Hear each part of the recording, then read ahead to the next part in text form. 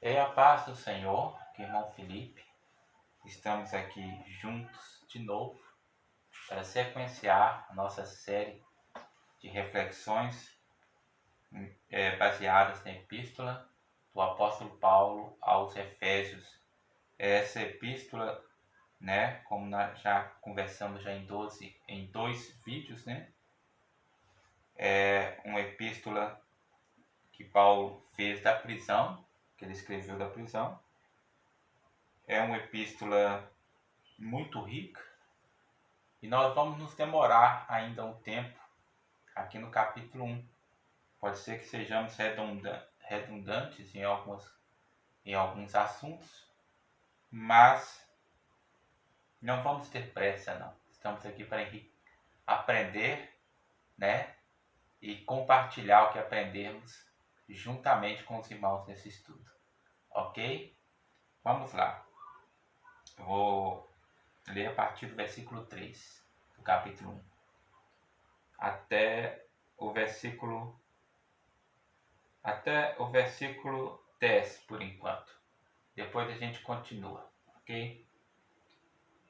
Vamos lá. Bendito Deus e Pai de nosso Senhor Jesus Cristo, o qual nos abençoou com todas as bênçãos espirituais em lugares celestiais em Cristo, como também nos elegeu nele antes da fundação do mundo para que fôssemos santos e irrepreensíveis diante dele em caridade, e nos predestinou para filhos de adoção por Jesus Cristo para si mesmo, segundo o beneplácito de sua vontade, para louvor e glória da sua graça, pela qual nos fez agradáveis a si no amado, em quem temos a redenção pelo seu sangue, a remissão das ofensas, segundo as riquezas da sua graça, que ele fez abundar para conosco em toda sabedoria e prudência, descobrindo-nos o mistério da sua vontade, segundo o beneplácito que propuseram em si mesmo de tornar a congregar em Cristo todas as coisas na dispensação da plenitude dos tempos, tanto as que estão nos céus como as que estão na terra.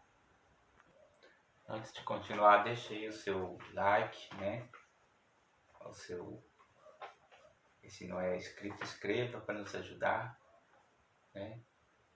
E esteja orando pelo nosso trabalho aqui, né? Pelas nossas vidas, ok, irmão? Bendito seja o Deus e Pai de nosso Senhor Jesus Cristo. Este capítulo começa com uma declaração de louvor, bendizendo a Deus e Deus o Pai. Figura essa que se tornou distinta com o advento da vinda de Jesus. Ou seja, até a vinda de Jesus não era claro essa triunidade, né, de Deus. Né? Então a figura do Pai, que já existia, e que sempre existiu, porque Deus é eterno, né? A palavra existir nem se aplica a Deus, porque é uma palavra muito... porque Deus está além da mera existência, né? Mas como eu dizia, Deus, o Pai, né, já estava atuando, né, desde o início lá do que é escrito na Bíblia, né?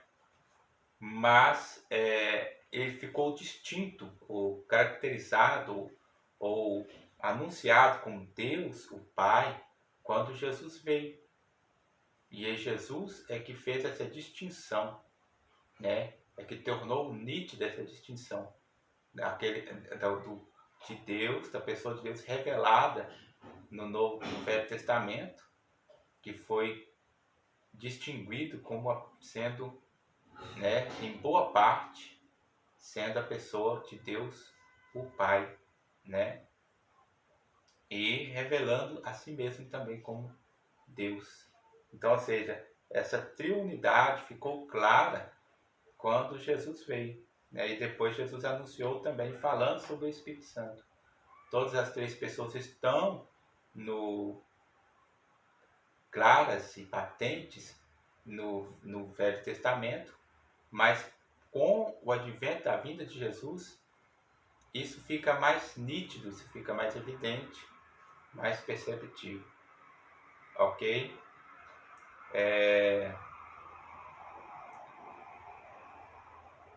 Por isso Jesus usou o título messiânico, né, que é descrito lá em Daniel, o título Filho do Homem.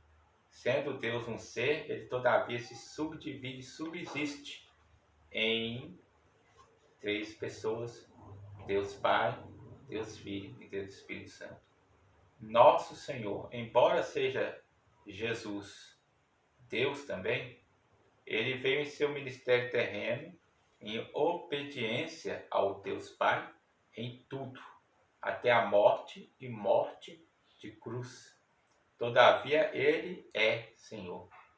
Todo crente em Jesus não é independente, mas servo de nosso Senhor Jesus Cristo, que nos abençoou com todas as bênçãos espirituais nas regiões celestiais em Cristo. Deus, o Pai, né, nos abençoou em Cristo, né? Bênçãos espirituais ou bênçãos para a vida espiritual, né? Ou bênçãos advindas do Espírito Santo, né? Ou são espirituais porque a sua fonte, né, é vida do Espírito Santo, é vinda de Deus. Segundo alguns estudiosos, estas bênçãos são as descrições da sequência do texto, ou seja, Paulo está introduzindo aqui no versículo 13 e o que ele vai falar dos versos seguintes é a descrição dessas bênçãos que ele está introduzindo aqui no versículo 3, né? Como eleição, predestinação, redenção, perdão dos nossos pecados, remissão, né? O selo do Espírito Santo e outros assuntos que ele coloca ali, né? Versículo 4. Como também nos elegeu nele antes da fundação do mundo, para que fôssemos santos e irrepreensíveis diante dele em caridade. Não é uma escolha independente de Cristo. Nos escolheu nele, em Cristo. Ou seja, os eleitos são eleitos porque estão ou estarão em Cristo, para sermos santos e irrepreensíveis em sua presença. Além dos eleitos estarem em Cristo, o estar em Cristo traz-nos a condição, ou leva-nos e conduz-nos à condição de santidade. A escolha em outra pessoa não nos daria esta condição ou capacidade. Então, ou seja, Deus nos escolheu em Cristo para sermos santos e irrepreensíveis. Se Deus fizesse uma escolha independente de Cristo, se Cristo não fosse o caminho, se não tivéssemos que crer em Cristo, se não tivéssemos que seguir a palavra de Cristo, se não tivéssemos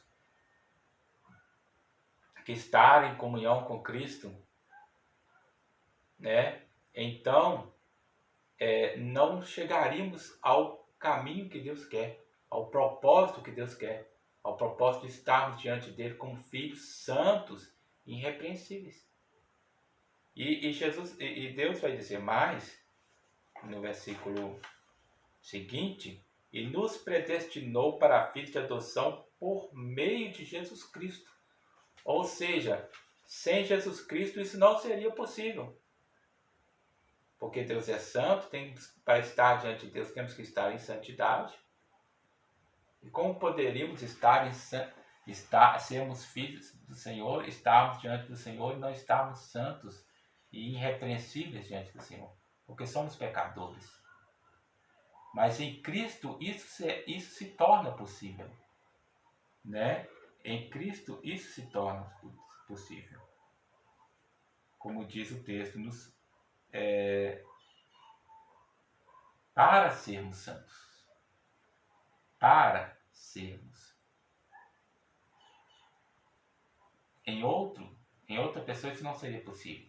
Se nos escolhessem Moisés, não seria possível. Moisés não pode nos remir, Moisés não pode nos santificar. Não existe outro meio. Como Paulo mesmo, Paulo, Pedro, quando os irmãos vão pregar, eles falam que não há outro mediador entre Deus e os homens, pelo qual possamos ser salvos, a não ser Jesus Cristo. Amém? Versículo 5. E nos predestinou para filhos de adoção por Jesus Cristo, segundo o beneplácito, o bom propósito de sua vontade. Antes da criação, Deus em sua presciência nos viu, nos amou e resolveu nos tornar filhos de adoção, mas reitera Paulo, teve e tem Jesus como meio que torna isto uma realidade. Outro ponto Paulo reitera, que isto ocorreu segundo o bom propósito ou do querer de Deus, ou da vontade de Deus. Ou seja, foi um ato de bondade de Deus. Embora Deus não traia a sua justiça no ato da salvação, sendo ela, pois, satisfeita no sacrifício de Cristo, todavia, este é um ato da bondade de Deus, segundo a vontade livre e soberana de Deus. Né? Ok? Versículo 6. Para louvor e glória da sua graça, pela qual nos fez agradáveis a si. Ou em outra tradução, para louvor da sua gloriosa graça, a qual nos deu gratuitamente no amado. Assim as pessoas variam, assim as pessoas veriam como é maravilhoso o favor, a graça que Deus nos deu gratuitamente em Cristo, né? Ou seja, promove a glória de Deus e o seu louvor, né? Versículo 7. Em quem temos a redenção pelo seu sangue, a remissão das ofensas segundo as riquezas da sua graça. Versículo 8. Que ele fez abundar para conosco em toda a sabedoria e prudência. Versículo 9. Descobrindo-nos o mistério da sua vontade, segundo o beneplácito, o bom propósito, né, da sua vontade. No amado, somos redimidos, em Jesus Cristo, o amado, somos redimidos por meio de seu sangue, isto é, por meio do sacrifício expiatório de Cristo, em nosso favor, ou seja, ele morreu para que fôssemos perdoados, libertos, justificados, santificados dos pecados que nos condenam perante Deus, ou que nos condenariam perante Deus, né? Primeiro, ali nós somos perdoados, nós somos também libertos e nós somos justificados e também somos santificados e somos regenerados também e somos convertidos também, né? Ok? Tudo isso por um ato da graça de Deus, ou seja, de acordo com as riquezas da graça de Deus. O favor de Deus a nós não foi algo pequeno, não foi algo limitado, insignificante. Vemos então dois adjetivos no versículo 6 e no versículo 7. Dois adjetivos da graça de Deus, que é glória, gloriosa, né? Gloriosa graça e riqueza. Então a graça, ela é rica, a graça de Deus é rica, ela é, como em outros textos, Paulo vai dizer, a multiforme graça de Deus, ou a graça que se revela de diversas formas, ou que tem várias formas, né? Ou que age de forma tão maravilhosa, né? Ou seja, porque o agir, o favor de Deus não é algo limitado, não é algo pequeno e insignificante, né? E gloriosa, ou seja, mostra que ela é algo grandioso, é algo digno do tamanho e da grandiosidade que é o nosso Deus. Então a própria graça glorifica a Deus, né? Louvado seja o nome do Senhor Jesus. Nós comentamos isso aqui em outro vídeo, né? De tornar congregar em Cristo todas as coisas. Na dispensação da plenitude dos tempos, tanto as que estão nos céus como as que estão na terra, nele digo, em quem também fomos feito herança, havendo sido predestinados, conforme o propósito daquele que faz todas as coisas, segundo o conselho da sua vontade,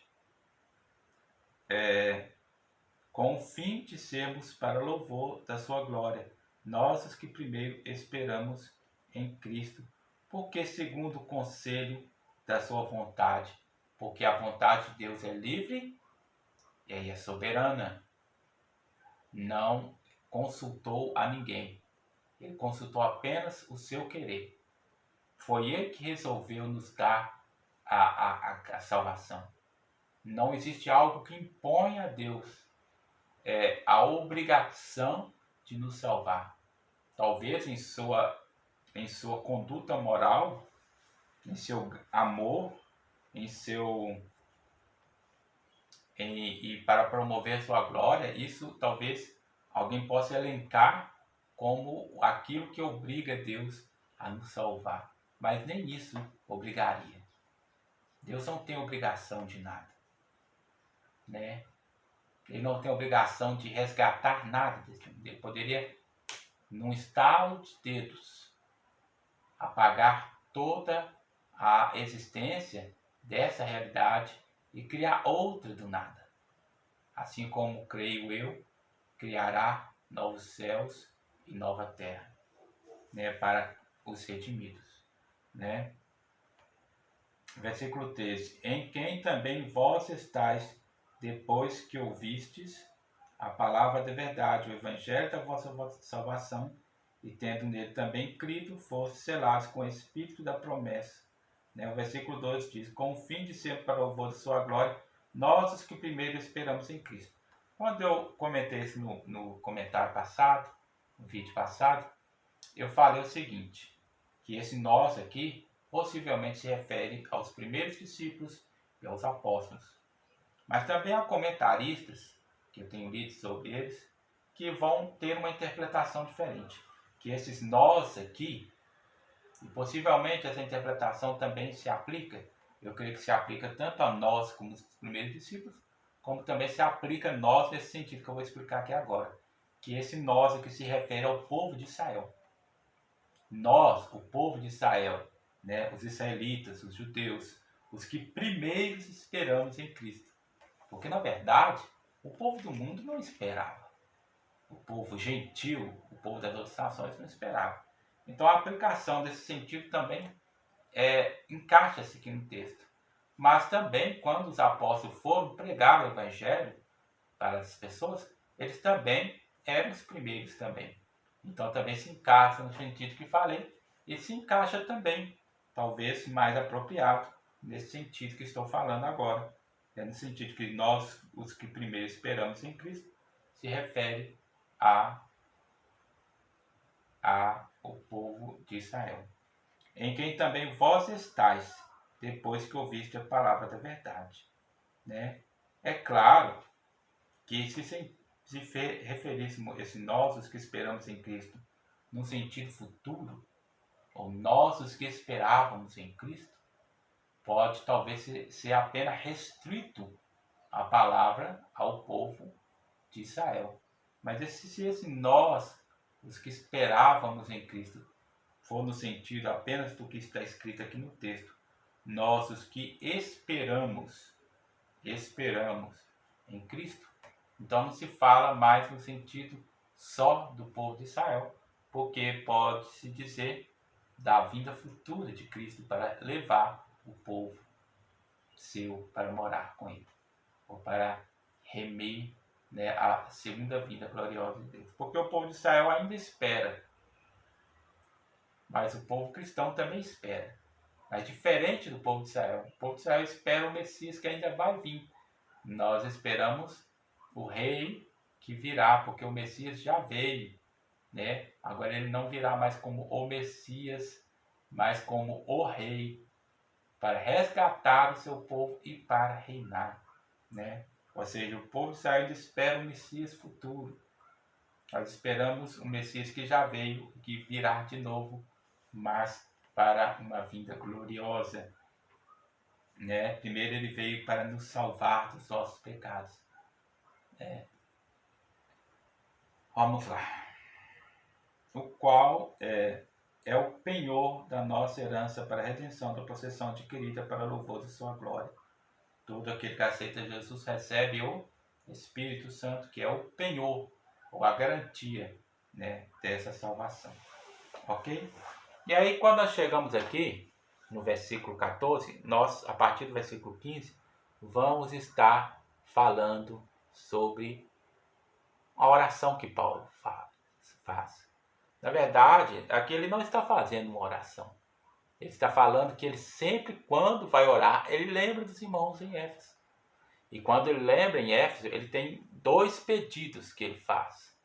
E é sobre esses 2 pedidos que nós vamos estar falando aqui.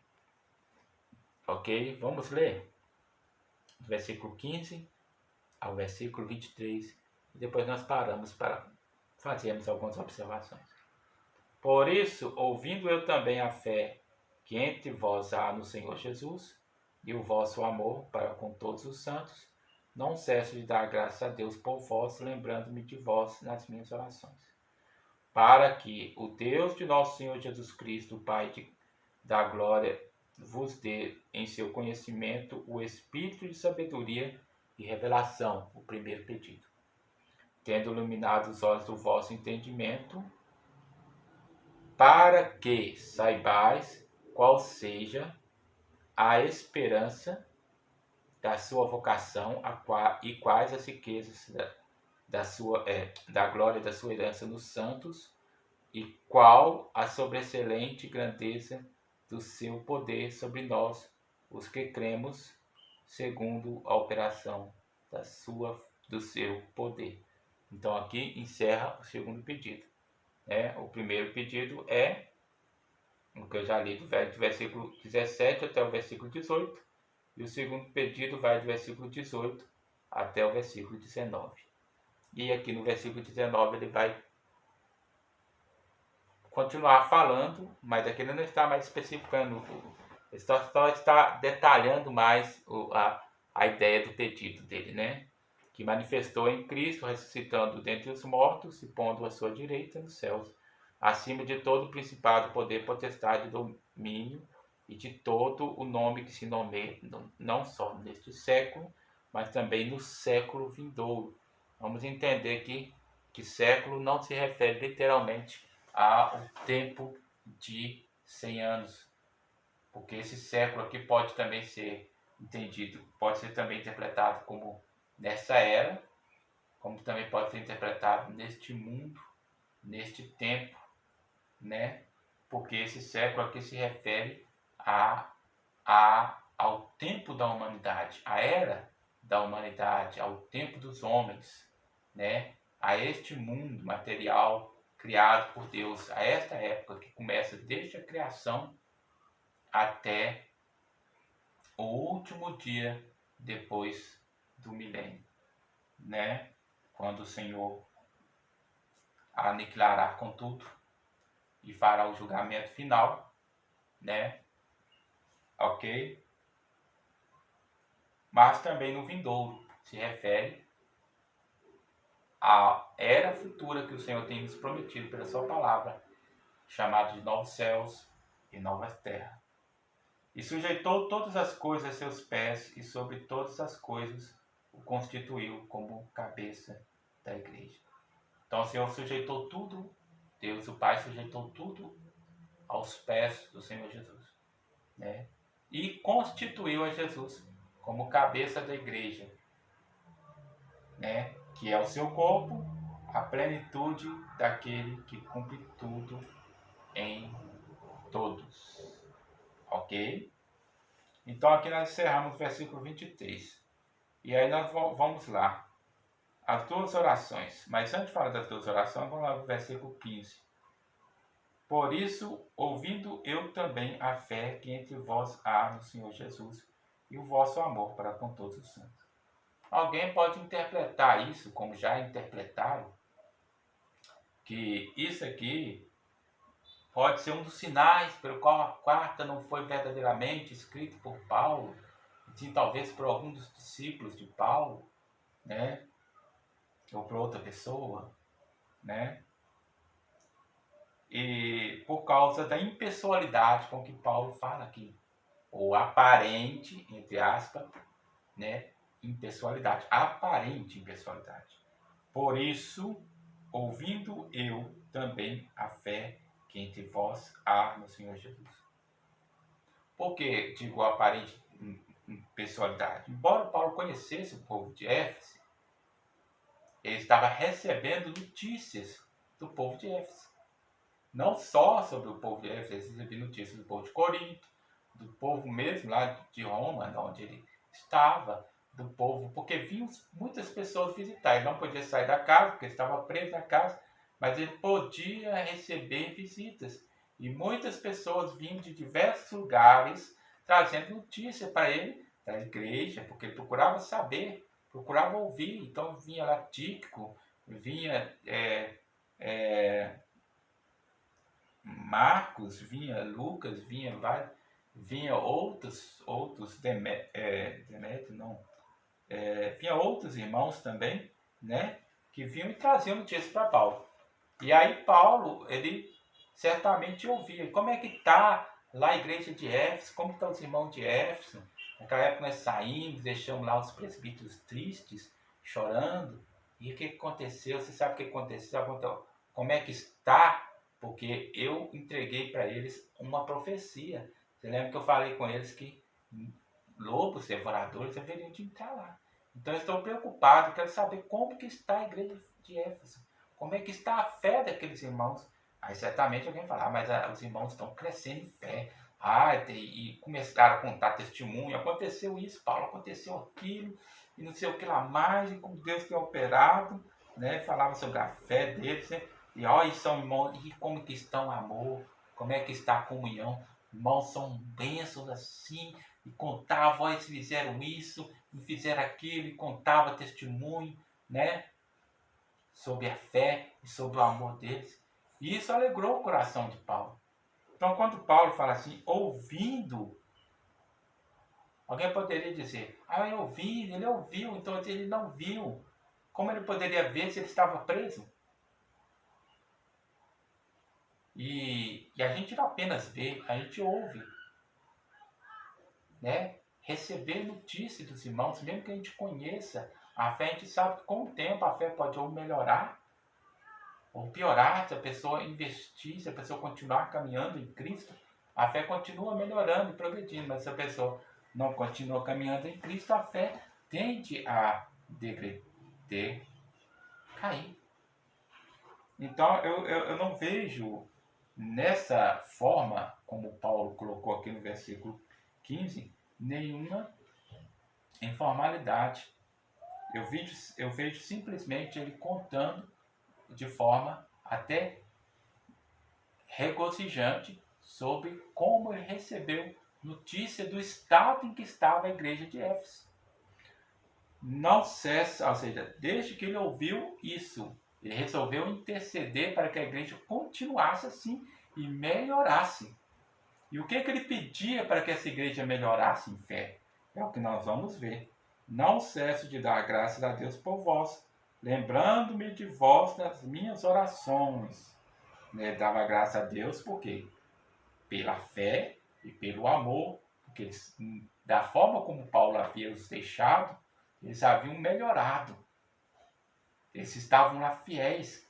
Eles tinham ouvido a recomendação de Paulo. Estavam combatendo contra os falsos apóstolos, né? Como é dito lá em Atos em Apocalipse, fala, olha, vocês ouviram, eu vi que vocês são pessoas zelosas, né? Que vocês, Jesus falando, né? Que vocês são pessoas zelosas, que vocês vem pessoas dizendo que são falsos, que são apóstolos, e você os achaste mentirosos, né? Eu conheço as tuas obras, o teu trabalho, a tua perseverança, e que não pode suportar os maus, que puseste à prova os que dizem ser apóstolos e não são, e tu achastes mentirosos, e sofreste e tens paciência, trabalhaste pelo meu nome e não te cansaste. Apocalipse capítulo 2, versículo 2 e 3. Então, Paulo viu aquilo e ele intercedeu pelos irmãos, né, que estavam lá batalhando, né?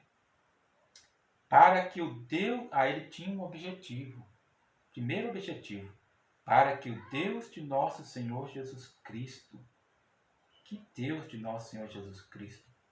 Quer dizer, Deus tem um Deus acima dele? Não.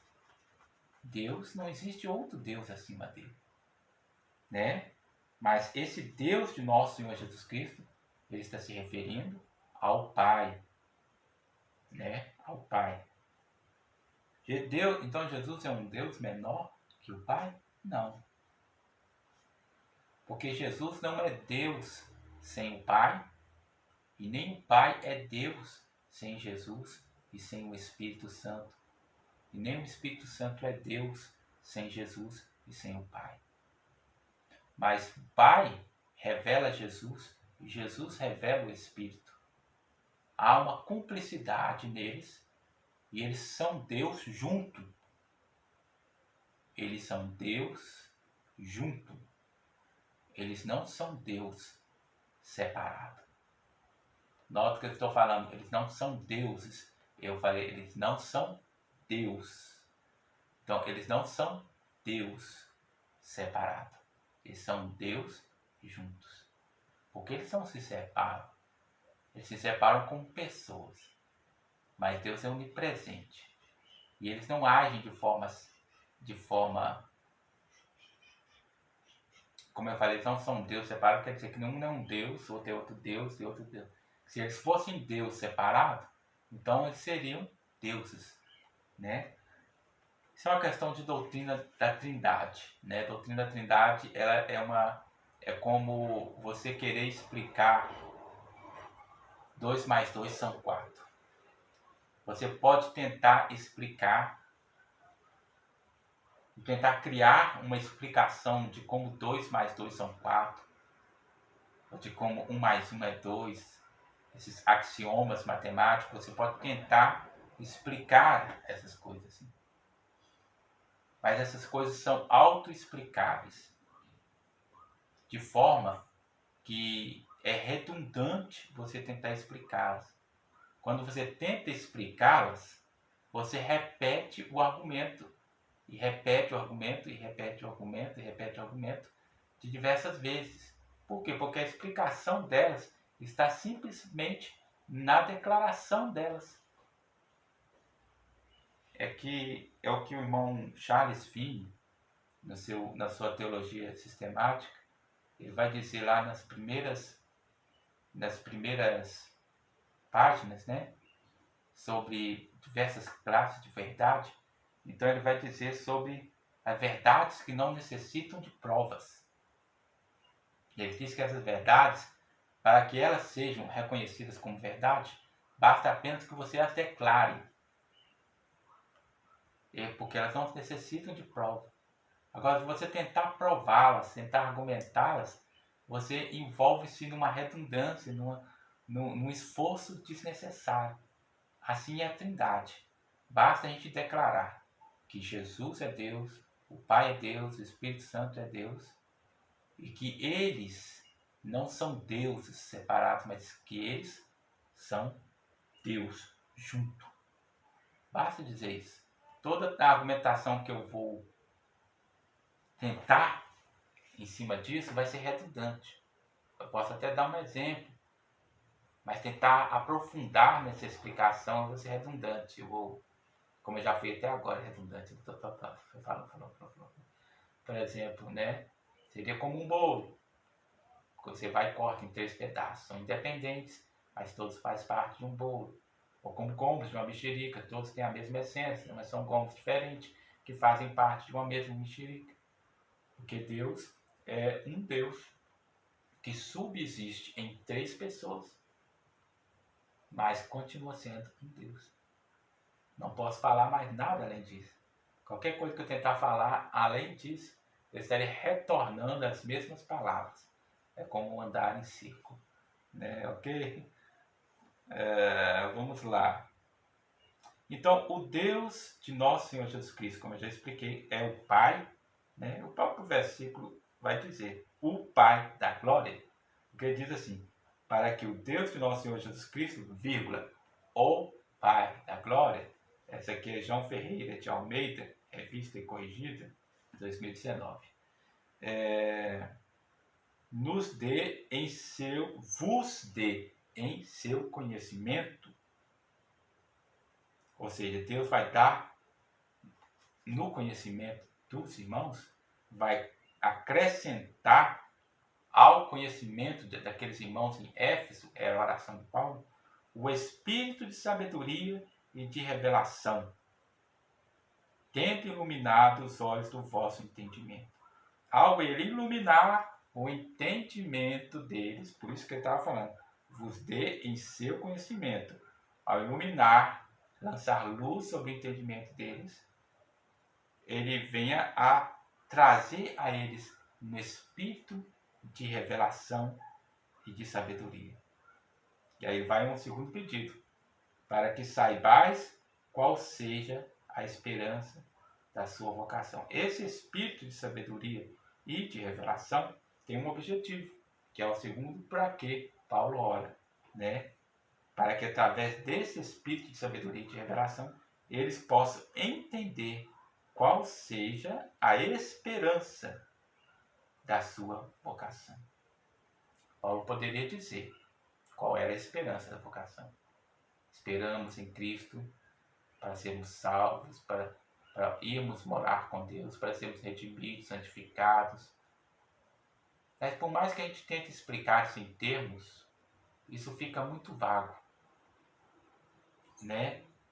Mas quando a gente vai explicar isso, mas quando Deus faz a gente entender isso, aquilo que a gente lê na Bíblia, aí nós conseguimos realmente compreender. Isso vai além de termos vagos, né? E quais as riquezas da glória da sua herança nos santos. Paulo já tinha falado algo sobre, né, as bênçãos espirituais, né? Mas Paulo queria que eles compreendessem isso com profundidade.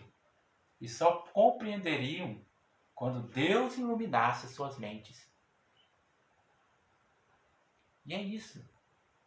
A gente muitas vezes lê e tenta aprender muitas coisas na Bíblia. A gente só consegue compreender com profundidade quando o Espírito de Deus nos revela, nos abre o entendimento.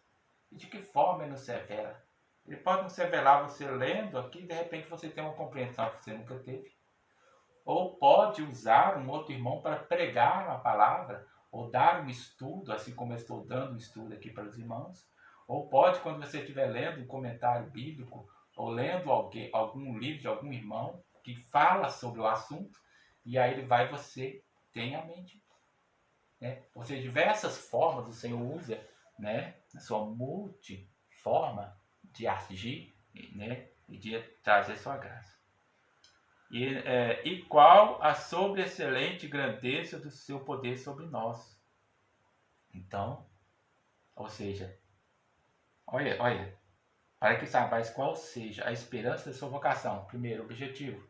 Segundo, as riquezas da sua da glória, as riquezas e quais as riquezas da glória da sua herança no santo.